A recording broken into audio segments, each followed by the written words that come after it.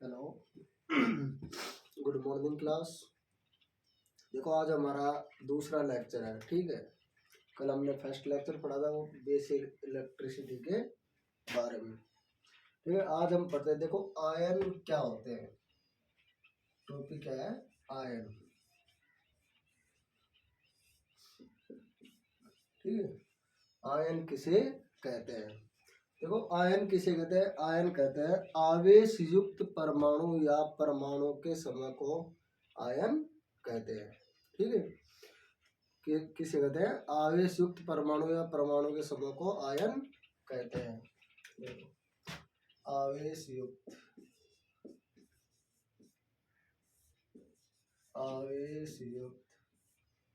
परमाणु या परमाणुओं के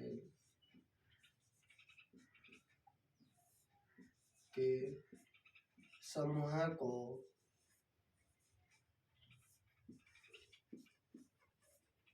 आयन कहते हैं।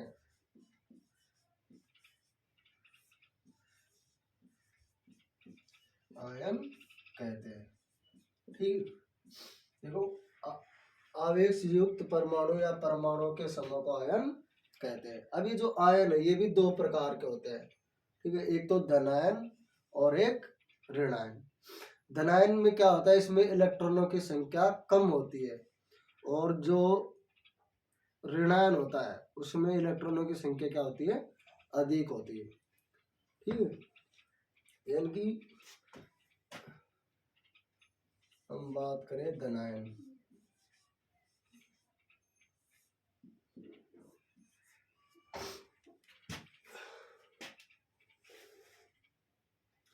जिस परमाणु में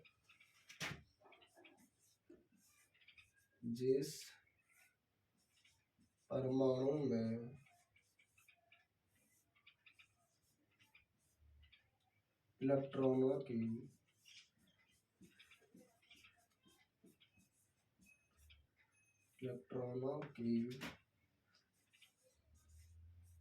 संख्या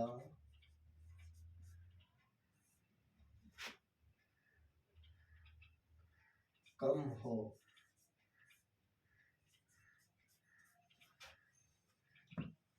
धनायन कहलाता है।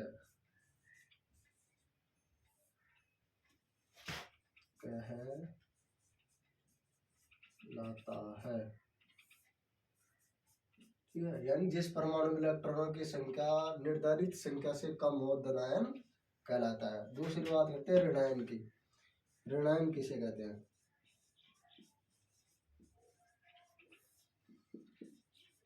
जिस परमाणु में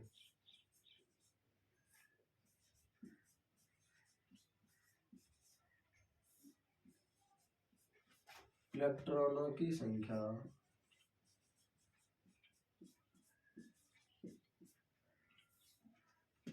की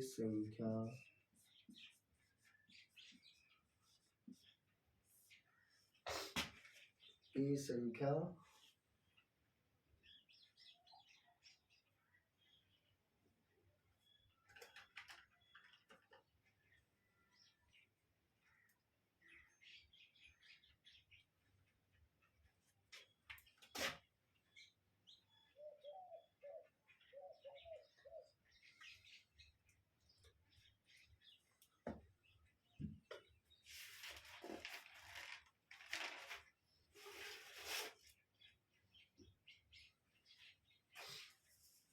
जिस परमाणु में इलेक्ट्रॉनों की संख्या निर्धारित संख्या से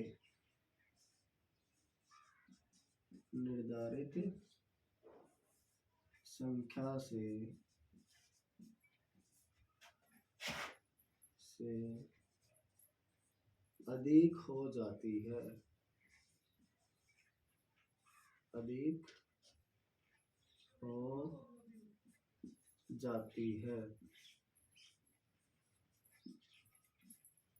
ऋणायन कहलाता है।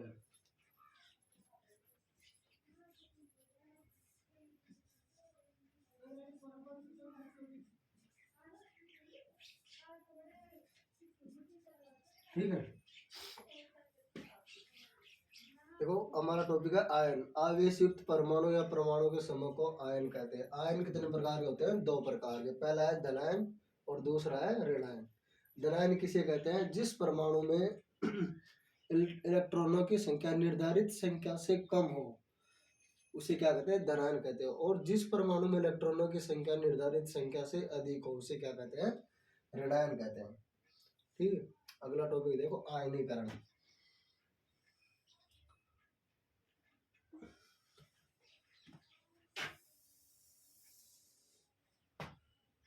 आयनीकरण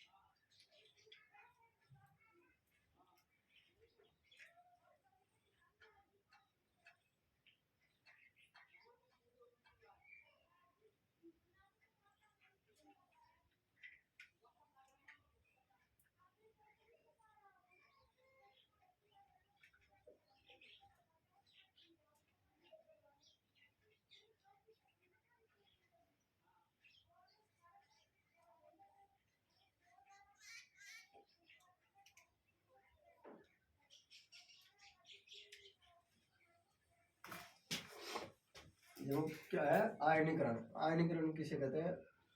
परमाणुओं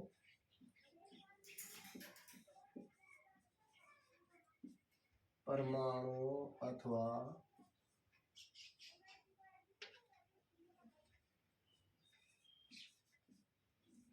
परमाणु के समूह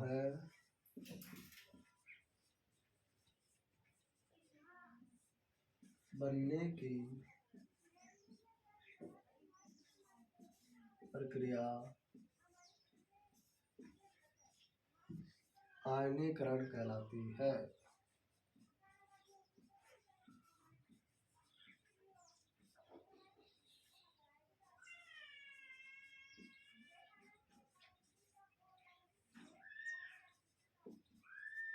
ठीक है, यानी कि आयनीकरण किसे कहते हैं? परमाणु अथवा परमाणु के समूह बनने की प्रक्रिया आयनीकरण कहलाती है।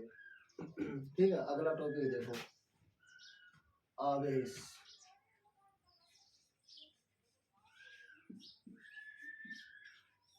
आवेश या क्यों या फ्ला।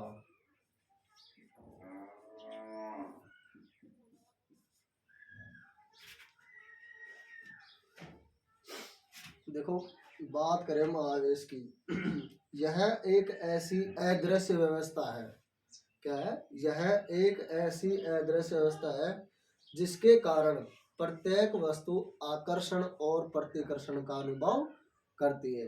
या फिर कह सकते हैं हम, यानी कि जो कोई भी वस्तु है वो आकर्षित होती है या प्रति आकर्षित होती है, वो जो बल है वो क्या कहलाता है? आवेश कहलाता है। देखो इसमें देखो, यह एक ऐसी अदृश्य व्यवस्था है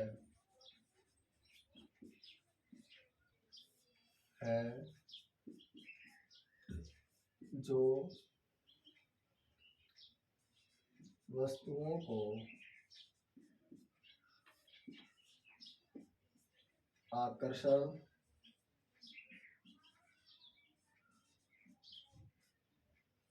और प्रति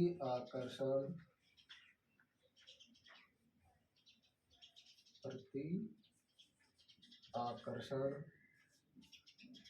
बल का अनुभव कराती है। उसे क्या कहते हैं? कूलाम कहते हैं, आवेश कहते हैं। देखो कैसे, जैसे हमारे कोई कोई दो धातु है या कोई छड़ है, प्लस और प्लस है या प्लस माइनस है, ठीक है, एक सिरा प्लस और एक माइनस है, तो ये क्या करेगी, आकर्षण करेगी, ठीक है। और यदि एक दो यानी कि दोनों सिरे समान हो, प्लस प्लस हो, ये भी प्लस और ये भी प्लस हो,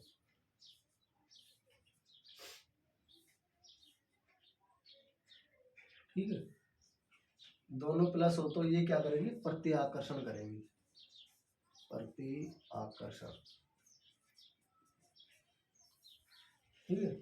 यानी कि प्लस माइनस होंगे तो आकर्षण करेगी और प्लस प्लस होंगे तो प्रति आकर्षण करेगी, और यदि दोनों माइनस हैं तो भी क्या करेंगी, प्रति आकर्षण करेंगी,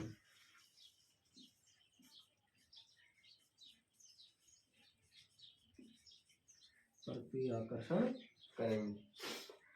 देखो कैसे करते, जैसे हम देखते हैं जो हमारी चुंबक होती है, चुंबक देखे होगा आप, जो स्पीकर में आती है या फिर जनरेटर में आती है, ठीक है, उसमें जो चुंबक आते हैं आप देखते हो, जो चुंबक के टुकड़े होते हैं, उनका एक एन पोल होता है सिरा और एक एस पोल होता है, यानी कि हम उनको प्लस माइनस माने, तो अगर जब हम प्लस माइनस सिरे होते हैं तो चुंबक चिपक जाती है, और जब उनके दोनों सिरे समान होते हैं, ठीक है, दोनों सिरे समान होते हैं तो वो दूर धकेलती है, ठीक है, यानी कि वो क्या करती है, प्रति आकर्षण करती है, और असमान सिरों में क्या करती है, आकर्षण करती है। वो ही सिस्टम है आवेश में, ठीक है। क्योंकि यह एक ऐसी अदृश्य व्यवस्था है, अदृश्य का मतलब होता है जो दिखाई नहीं दे, जो वस्तुओं को आकर्षण और प्रति आकर्षण बल का अनुभव कराती है, ठीक है। स्क्रीनशॉट ले लो।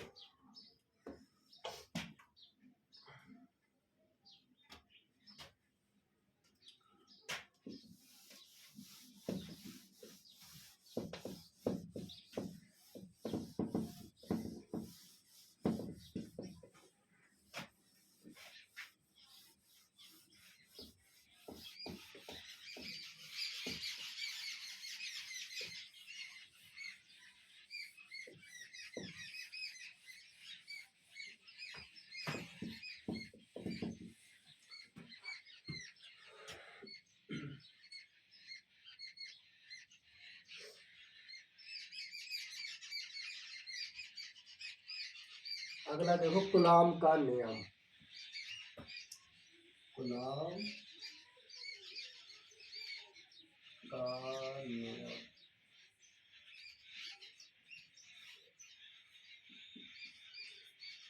ठीक है, क्या है कूलाम का नियम। देखो जैसे मान लो एक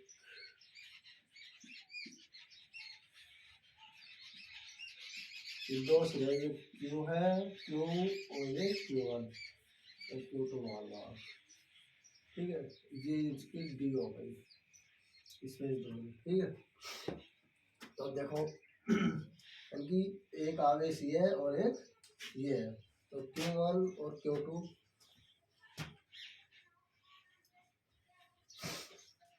ठीक है, तो F बराबर क्या होगा, F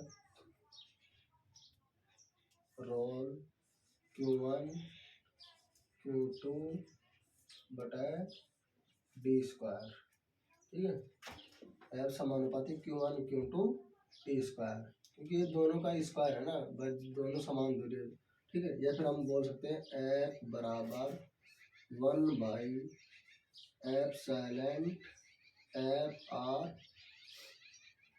डी स्क्वायर, ठीक है, या ऐसे देख लो आप, 4 पाई एफ साइलेंट एफ आर बटा Q1 Q2 बटा डी स्क्वायर।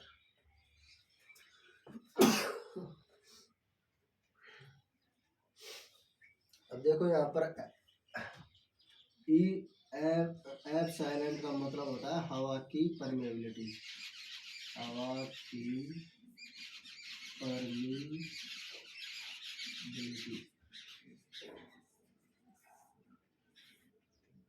इसका मान होता है 8.854 गुणा 10 की पावर -12 ठीक है। दूसरा होता है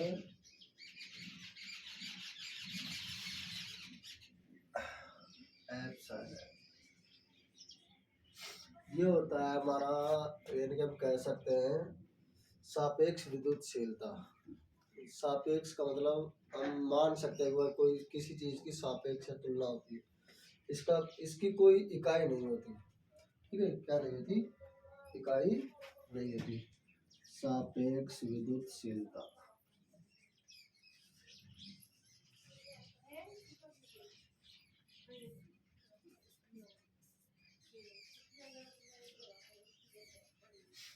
सापेक्ष विद्युतशीलता।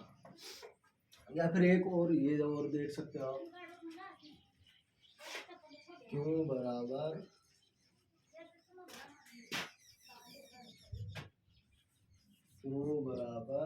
NE। यहाँ पर Q का मतलब होता है आवेश, क्या हो गया? आवेश। N बराबर हो गया इलेक्ट्रॉनों का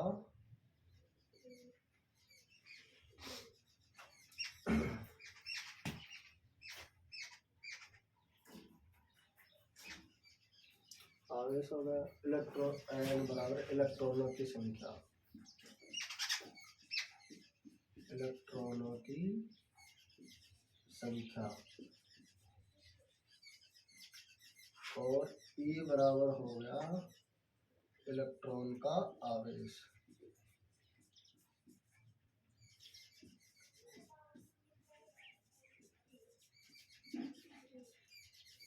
ठीक है, यानी कि Q बराबर N। Q यानी क्या होता है? आवेश।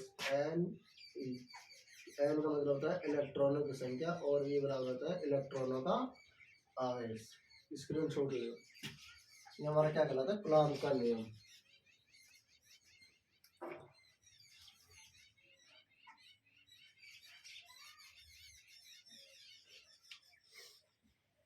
देखो इसमें एक चीज और देखता हूँ, एक इलेक्ट्रॉन के लिए कितने आवेश की जरूरत होगी। देखो हमें पता है कि एक इलेक्ट्रॉन का मान कितना होता है? आवेश कूलॉम की 1.602 10 की पावर -19 होता है, ठीक है। तो हम क्यों बराबर बात करें आवेश की, तो आवेश बराबर क्या हो गया? 1/1.602 गुणा 10 की पावर -19। अगर हम एक इलेक्ट्रॉन यहाँ पर ले जाए, ठीक है, तो एक पावर हटा दिया, यहाँ पर कम कर दिया तो ऊपर चली जाएगी, प्लस में हो जाएगी। तो क्या होगा? 1 गुणा 10/1.602 गुणा 10 की पावर 18, ठीक है, -10 की पावर -18, ठीक है। अब देखो 10 में 1.602 का भाग देंगे तो कितना आएगा? 6.25। और ये माइनस, नीचे माइनस है तो ऊपर चला जाएगा तो क्या होगा? प्लस का होगा। तो 10 की पावर 18 इलेक्ट्रॉन, क्योंकि एक कूलॉम आवेश के लिए हमें 6.25 गुणा 10 की पावर 18 इलेक्ट्रॉन की आवश्यकता होती है, ठीक है।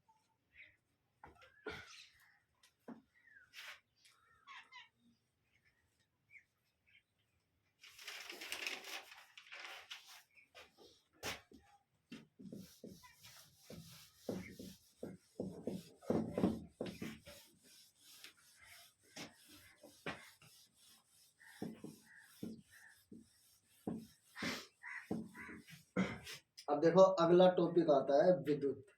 यानी कि हमने क्या पढ़ा कि पदार्थ क्या होता है, पदार्थ किससे मिलकर बना होता है, या परमाणु क्या होते हैं, परमाणु में क्या क्या उपस्थित होते हैं, इलेक्ट्रॉन, प्रोटॉन, न्यूट्रॉन, इलेक्ट्रॉन का क्या काम होता है, ठीक है।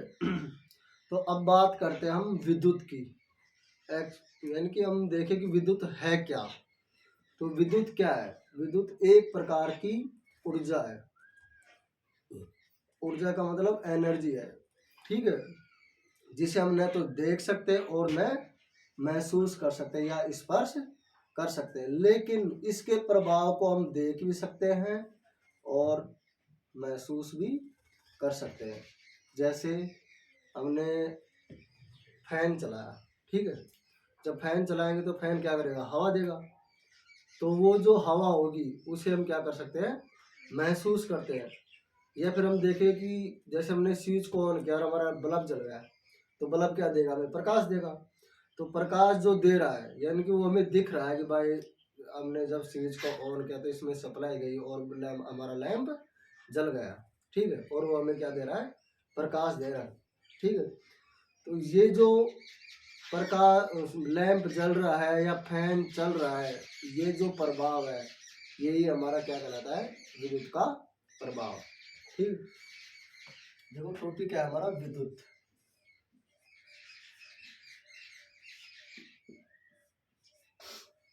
विद्युत एक प्रकार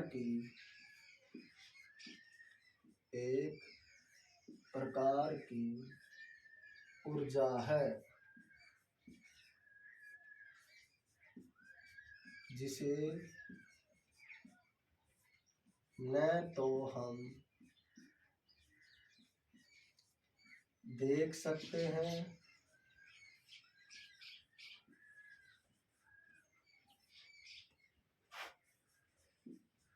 और न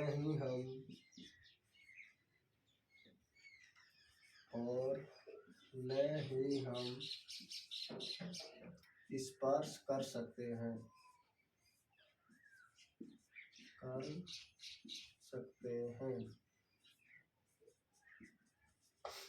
परंतु इसके प्रभाव को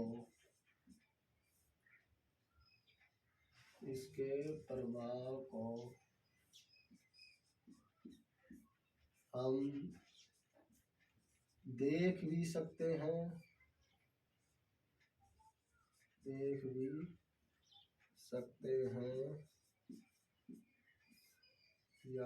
या महसूस कर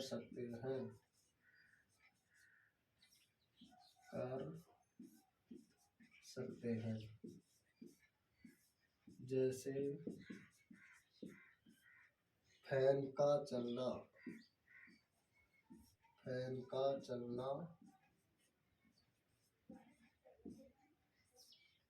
महसूस करना,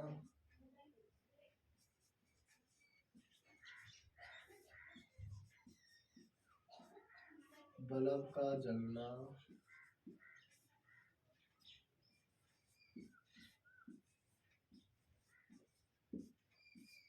देखना, ठीक है। यानी कि विद्युत एक प्रकार की ऊर्जा है जिसे हम न तो हम देख सकते हैं और न ही हम स्पर्श कर सकते हैं, परंतु इसके प्रभाव को हम देख भी सकते हैं और महसूस भी कर सकते हैं। जैसे फैन का चलना महसूस करना, यानी कि फैन का चलना मतलब हवा देना। तो जब फैन हवा देगा तो हम क्या करेंगे? उसको महसूस करेंगे। और बल्ब जलेगा तो वो जो प्रकाश उसको हम देख सकते हैं, ठीक है। आगे देखो, जो विद्युत है, विद्युत इलेक्ट्रॉनों की वजह से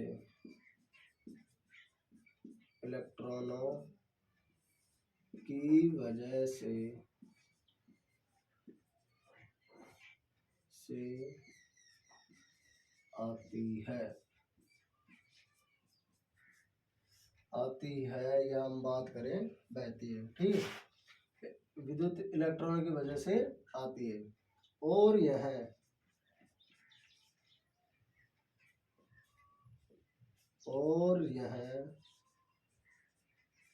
एक बंद परिपथ में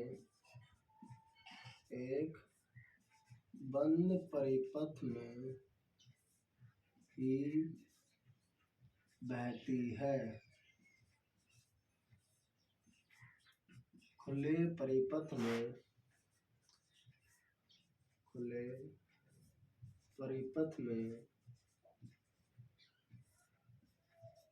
नहीं बहती, नहीं बहती है। ठीक है, यानी कि जो हमारी विद्युत है वो किसकी वजह से चलती है? इलेक्ट्रॉनों की वजह से। इलेक्ट्रॉन क्या होते हैं? हमने देखा था कि परमाणु में जो वेरियस कक्षाओं में जो उपस्थित होते हैं वो क्या कहलाते हैं? हमारे इलेक्ट्रॉन।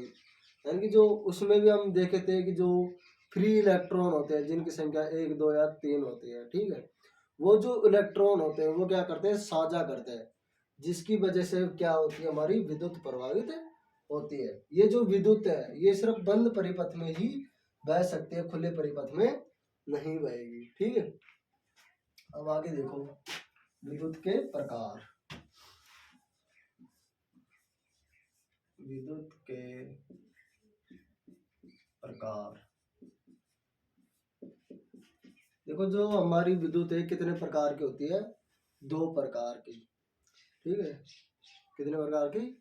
2 प्रकार की। एक तो होती है स्थायी विद्युत या परमानेंट विद्युत कह सकते हैं हम, ठीक है, या स्थिर विद्युत भी बोल सकते हैं। ठीक है, दूसरी होती है गतिशील विद्युत है। ठीक है, गतिशील का मतलब होता है हम जिसको हम एक स्थान से दूसरे स्थान तक ले जा सकते हैं, और स्थिर विद्युत होती है जिसको हम सिर्फ उत्पन्न कर सकते हैं लेकिन कहीं पर ले जा नहीं सकते। वो क्या कहलाती है? स्थिर विद्युत कहलाती है। ठीक है, तो इसके प्रकार हो गए स्थिर विद्युत, स्थिर विद्युत, दूसरा हो गया गतिशील विद्युत, गतिशील विद्युत। अब देखो पहला आ गया स्थिर विद्युत, स्थिर विद्युत।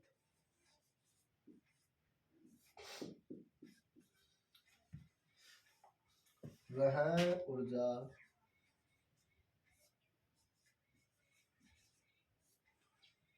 जिसे हम जिसे हम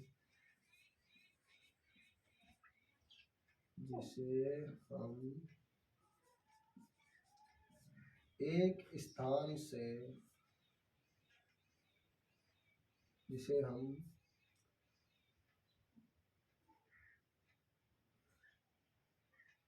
उत्पन्न करके एक स्थान से दूसरे स्थान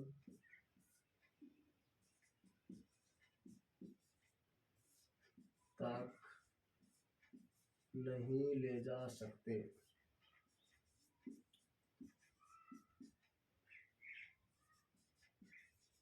हैं, उसे स्थिर विद्युत कहते हैं।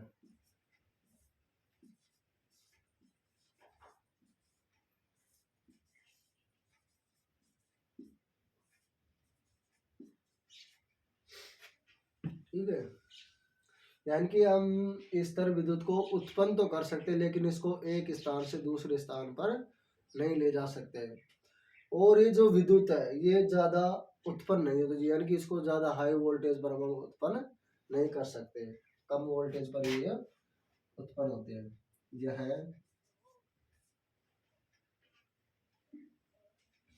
कम वोल्टेज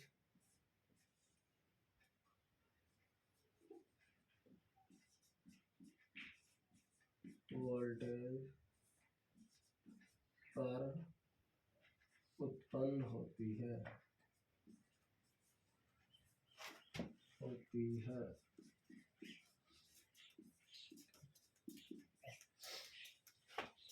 इसे हाई वोल्टेज पर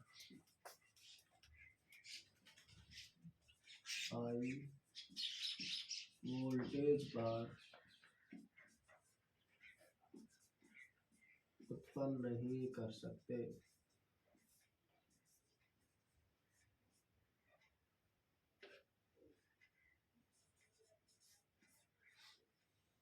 कर सकते हैं।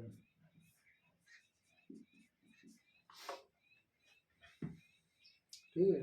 वह ऊर्जा जिसे हम उत्पन्न करके एक स्थान से दूसरे स्थान तक नहीं ले जा सकते उसे स्थिर विद्युत कहते हैं। यह कम वोल्टेज पर उत्पन्न होती है, इसे हाई वोल्टेज पर उत्पन्न नहीं कर सकते। और ये जो विद्युत है ये घर्षण विधि के द्वारा उत्पन्न होती है। यह विद्युत घर्षण विधि के द्वारा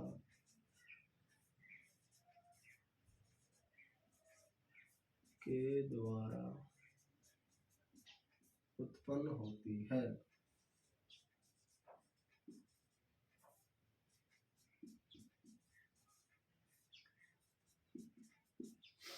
ठीक है, यानी कि किसके द्वारा उत्पन्न होती है? घर्षण विधि के द्वारा उत्पन्न होती है।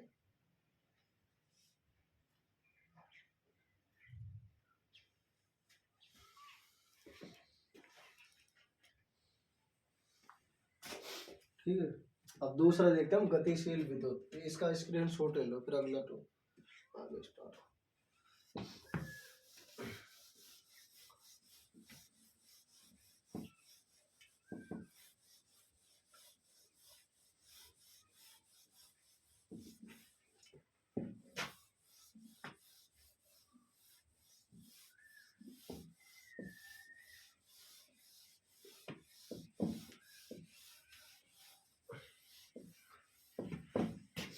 दूसरा देखो, गतिशील विद्युत।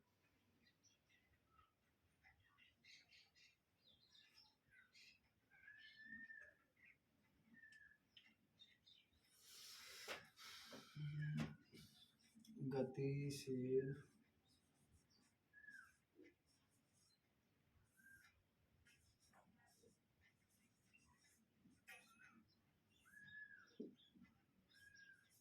ठीक है, दूसरा क्या है हमारा? गतिशील विद्युत। देखो, गतिशील विद्युत को इलेक्ट्रिसिटी करंट भी कहते हैं। इलेक्ट्रिसिटी करंट क्यों कहते हैं? क्योंकि हम इसको ट्रांसफार्मर या जनरेटर या अल्टरनेटर के द्वारा या केबलों के द्वारा दूर दूर तक ले जा सकते हैं। ठीक है, यानी कि एक स्थान से दूसरे स्थान पर ले जा सकते हैं, इसलिए इसको क्या कहते हैं?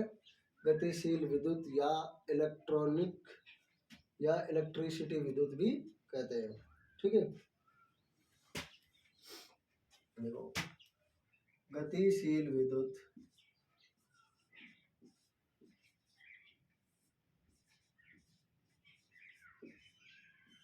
को इलेक्ट्रिसिटी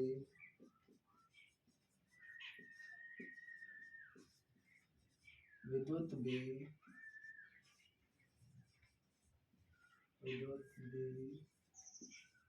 कहते हैं।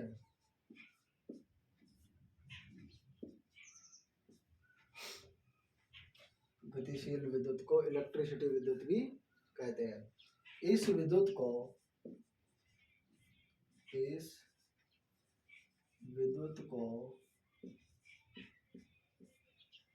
अल्टरनेटर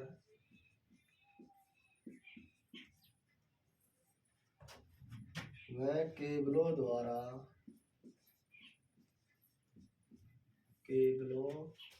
द्वारा एक स्थान से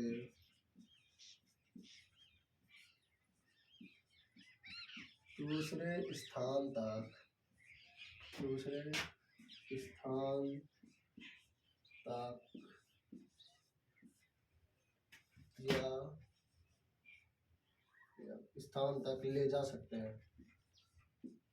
ले जा सकते हैं। इसका उत्पादन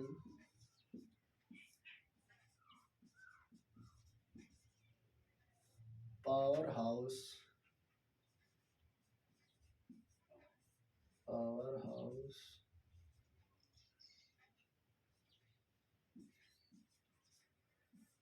में अधिक वोल्टेज पर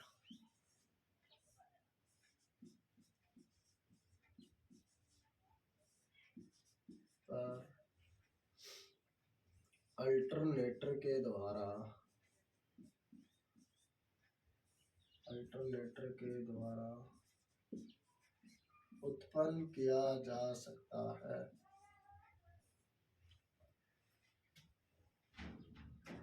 किया जा सकता है।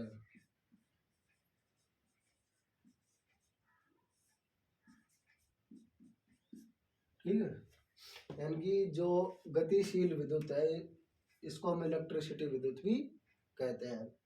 इस विद्युत को अल्टरनेटर में केबलों द्वारा एक स्थान से दूसरे स्थान तक ले जा सकते हैं। इसका उत्पादन पावर हाउस या जो सब स्टेशन होते हैं, ठीक है, या फिर हम कह सकते हैं जहाँ पर विद्युत का उत्पादन होता है वहाँ पर अधिक वोल्टेज पर अल्टरनेटर के द्वारा उत्पन्न किया जा सकता है। ठीक है, अब देखते हैं जो इलेक्ट्रिसिटी करंट है उसको उत्पादन करने की विधियां। इस विद्युत को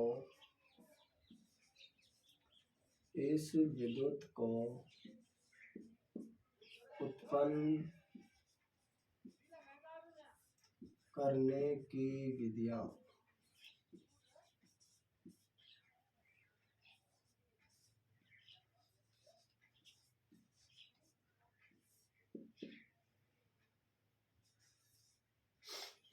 उत्पन्न करने की विधियां।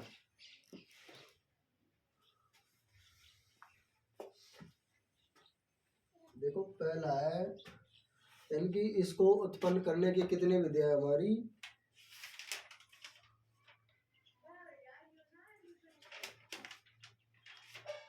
गतिशील विद्युत को उत्पन्न करने की 4 विधियां हैं। पहला है चुंबकीय, दूसरा रासायनिक, पहला क्या है चुंबकीय, पहला है चुंबकीय, दूसरा है रासायनिक,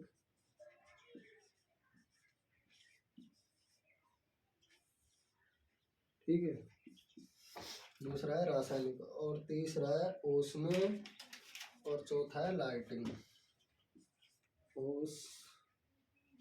ऊष्मीय विधि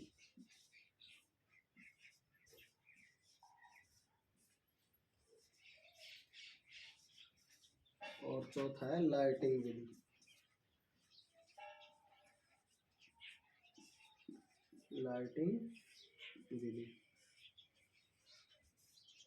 ठीक है, यानी कि जो हमारी गतिशील विद्युत है इसको उत्पन्न करने की कितनी विधियां हैं 4। चुंबकीय विधि, रासायनिक, ऊष्मीय और लाइटिंग। अब बात करते हैं हम चुंबकीय विधि क्या होती है। ठीक है, तो चुंबकीय विधि है जो हमारे सभी प्रकार के एसी या जो डीसी जनरेटर होते हैं, ठीक है, एसी या डीसी जनरेटर,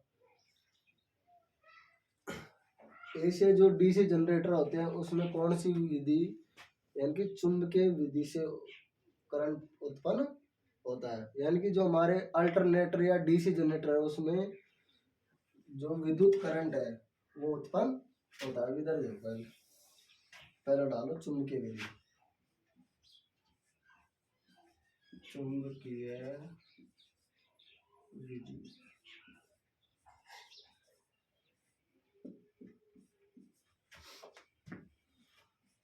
एसी व डीसी अल्टरनेटरों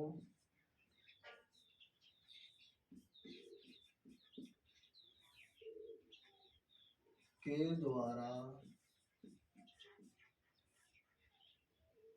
चुंबकीय विधि से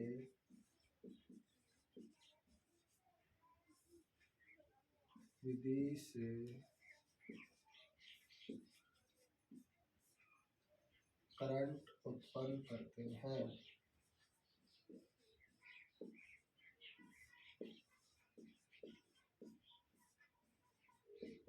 ठीक है, यानी कि जो हमारे एसी या डीसी प्रकार के जो अल्टरनेटर होते हैं, ठीक है, एसी या डीसी प्रकार के डायनेमिक जो डायनेमिक जो अल्टरनेटर या जनरेटर होते हैं उससे क्या करते हैं विद्युत का उत्पन्न करते हैं। ये जो विधि है ये क्या कहलाती है चुंबकीय विधि कहलाती है। दूसरा है रासायनिक विधि। ठीक है, देखो रासायनिक विधि में क्या आएगा, रासायनिक विधि।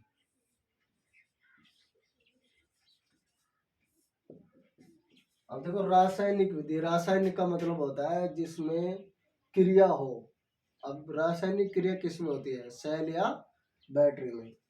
यानी सेल या बैटरी द्वारा, सेल या बैटरी द्वारा रासायनिक विधि से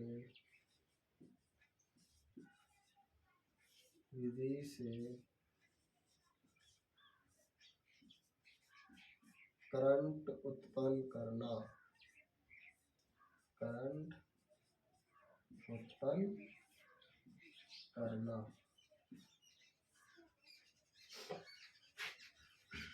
ये कौन सी विधि होगी? रासायनिक। तीसरा हो गया ऊष्मीय विधि। तीसरा क्या है? ऊष्मीय विधि।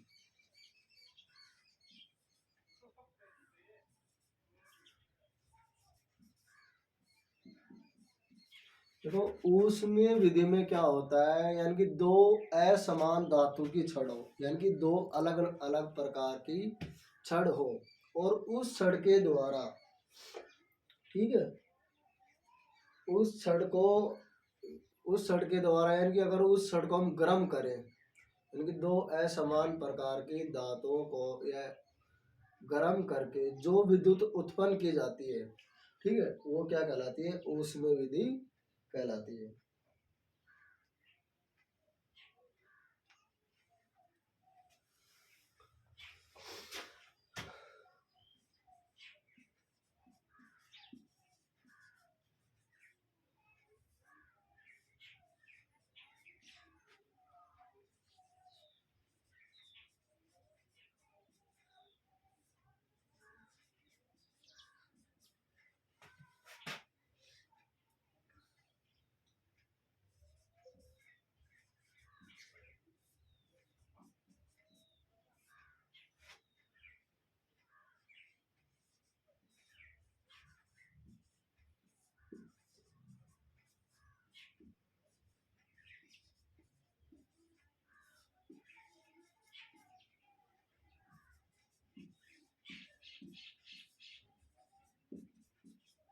ठीक है, यानी कि थर्मोकपल विधि द्वारा विद्युत करंट उत्पन्न कर सकते हैं, लेकिन इस विधि के द्वारा बहुत कम करंट उत्पन्न होता है। इस विधि द्वारा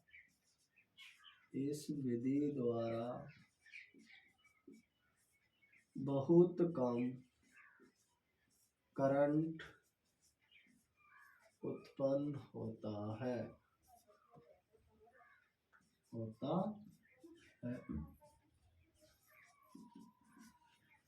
ठीक है। नंबर 4 अगला देखो, इसका स्क्रीनशॉट लो आगे।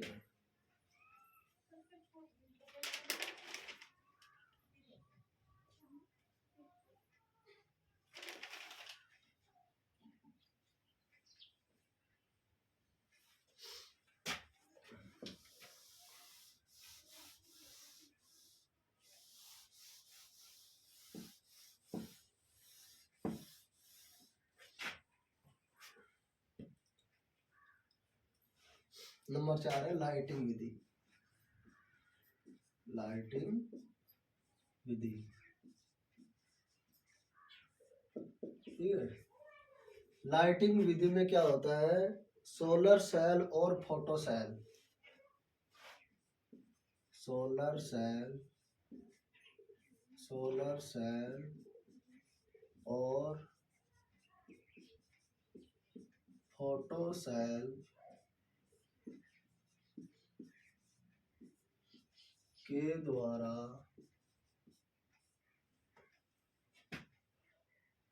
सोलर सेल और फोटो सेल के द्वारा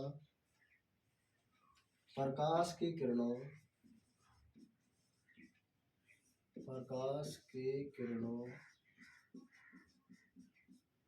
के प्रभाव से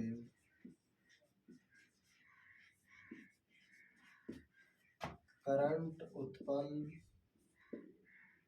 करंट उत्पन्न कर सकते हैं।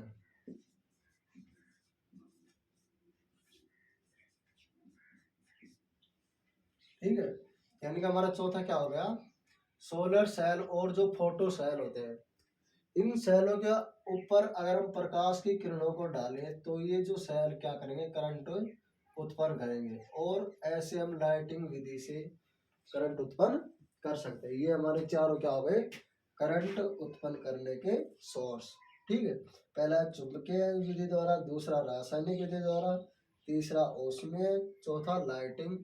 ठीक है, यानी कि इसमें देखो चुंबकीय में क्या होता है, अल्टरनेटर, एसी और डीसी प्रकार के जो अल्टरनेटर होते हैं उस उनके द्वारा चुंबकीय विधि से करंट उत्पन्न कर सकते हैं। दूसरा है रासायनिक विधि, सेल या बैटरी द्वारा रासायनिक विधि से करंट उत्पन्न कर सकते हैं। तीसरा ऊष्मीय विधि, थर्मोकपल, यानी कि दो असमान धातुओं को गर्म करके, दो असमान धातुओं को गर्म करके हम करंट उत्पन्न कर सकते हैं। लेकिन इस विधि में क्या होता है, बहुत कम मान का करंट उत्पन्न होता है, इसलिए इसका उपयोग बहुत कम करते हैं। चौथा है लाइटिंग विधि द्वारा, सोलर सेल और फोटो सेल के द्वारा हम प्रकाश की किरणों के प्रभाव से करंट उत्पन्न कर सकते हैं। ठीक है, ये हमारा टॉपिक कंप्लीट। आगे देखो,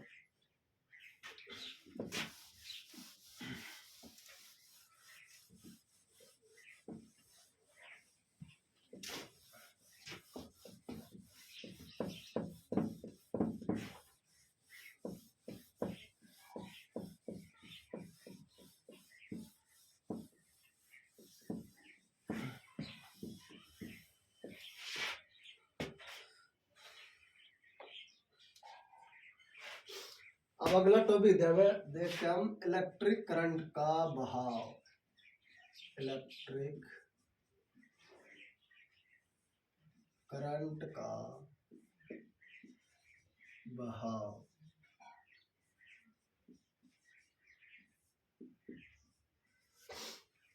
यानी कि देखो हमें टॉपिक से पता चल रहा है कि इलेक्ट्रिक करंट का बहाव। ठीक है, यानी कि इलेक्ट्रिक करंट हमारा कैसे बहता है, ठीक है, क्यों बहता है और कैसे बहता है, इसमें क्या क्या प्रक्रिया होती है।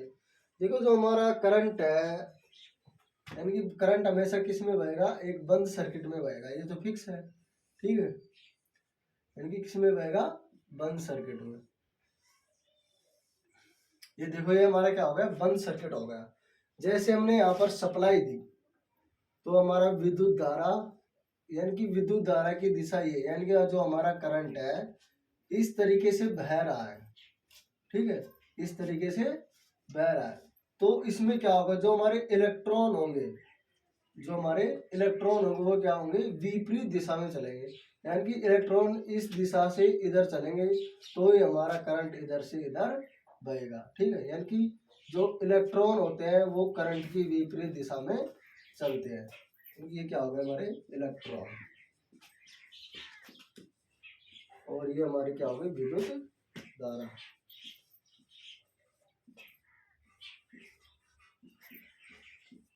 ठीक है, या फिर हम दूसरी बात करें तो इसमें देख सकते हैं, जैसे हमारा विद्युत धारा, जो हमारी विद्युत धारा है ये प्लस से माइनस की तरफ चल रही है। ठीक है, प्लस से माइनस की तरफ चल रही है। तो जो हमारा इलेक्ट्रॉन है, इलेक्ट्रॉन ये कैसे चलेगा, माइनस से प्लस की तरफ, माइनस से प्लस की तरफ चलेगा। यानी कि ये इलेक्ट्रॉन है जो विद्युत धारा के विपरीत होता है। इस तरीके से हमारा जो इलेक्ट्रिक करंट है वो बहाव करता है। आगे समझिए, अगला टॉपिक है विद्युत करंट के प्रभाव। इतना समझ में आ गया ना।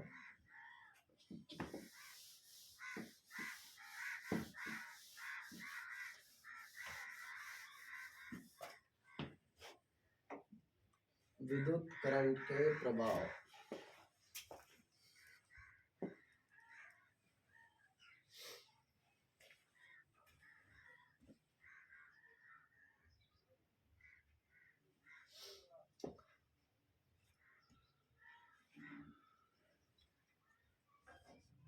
विद्युत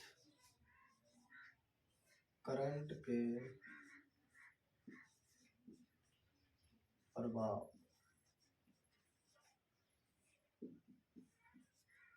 ठीक है, अगला टॉपिक है हमारा विद्युत करंट के प्रभाव। देखो विद्युत करंट किसे कहते हैं? विद्युत करंट कहते हैं, अभी हमने जाना था कि जो विद्युत करंट है वो इलेक्ट्रॉनों के बहाव के कारण उत्पन्न होता है, या फिर हम कह सकते हैं जो विद्युत करंट है वो इलेक्ट्रॉन के बहाव कहलाता है, या इलेक्ट्रॉन के बहाव को विद्युत करंट कहते हैं। ठीक है, अब जो विद्युत करंट है, यानी कि जब हमारा जो विद्युत करंट है तो हम उसको कैसे जानें? ठीक है, हम कैसे महसूस करें, क्योंकि हम इसको न तो डायरेक्ट टच कर सकते हैं, न हम इसको देख सकते हैं। तो इसकी कुछ विधियां है। ठीक है, यानी कि जो विधियां है, यानी कि हम इसको महसूस कैसे करें, वो जो विधियां है वो क्या कहलाती है? विद्युत करंट के प्रभाव कहलाते हैं। यानी कि हमें जैसे प्रेस में हमने विद्युत दी तो उसमें प्रभाव हो गया, या लाइटिंग प्रभाव हो गया। ठीक है, या फिर हमने शरीर से टच करके देखा तो ये क्या हो गया? शारीरिक प्रभाव हो गया। ऐसे हमारे विद्युत करंट के कई प्रभाव हैं। ठीक है, तो देखते हैं, हम आगे चलते हैं।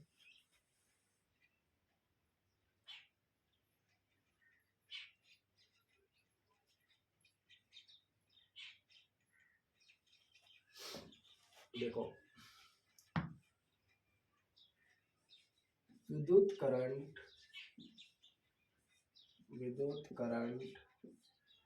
इलेक्ट्रॉन के बहाव को कहते हैं।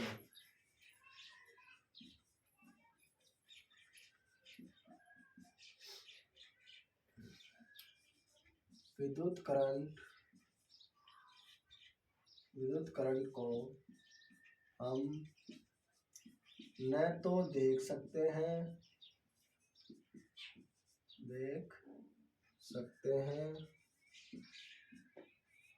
न ही स्पर्श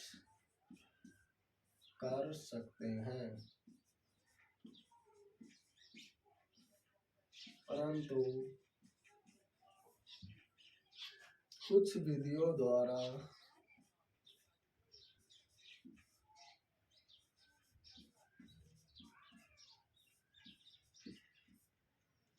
इसको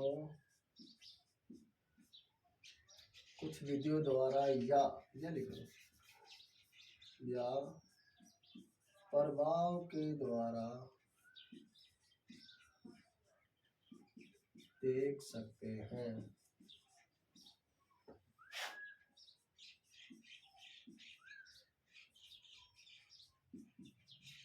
ठीक है, पहला है शारीरिक प्रभाव।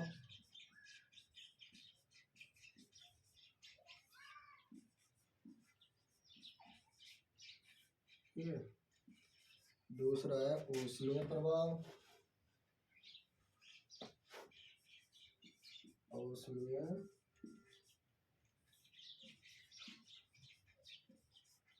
तीसरा है रासायनिक प्रभाव।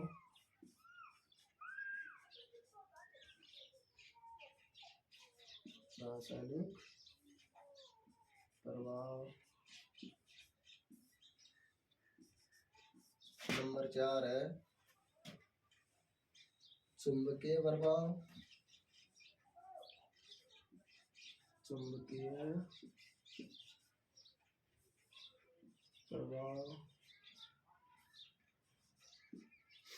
नंबर 5 है किरणों का प्रभाव।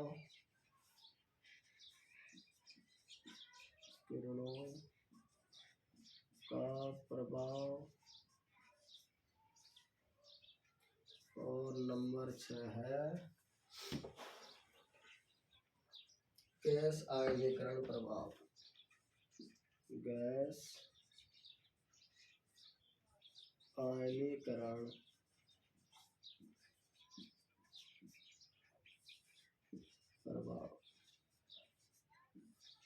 ठीक है, ये हमारे क्या है? विद्युत करंट के प्रभाव है। यानी कि इन विधियों के द्वारा हम ये पता लगा सकते हैं कि हम इस चीज में करंट बह रहा है या नहीं बह रहा है।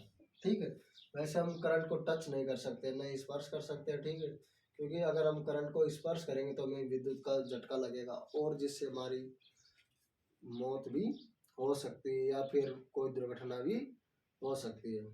ठीक है, इसलिए हम क्या करते हैं, शारीरिक प्रभाव करते हैं, यानी कि चेक करते हैं हम।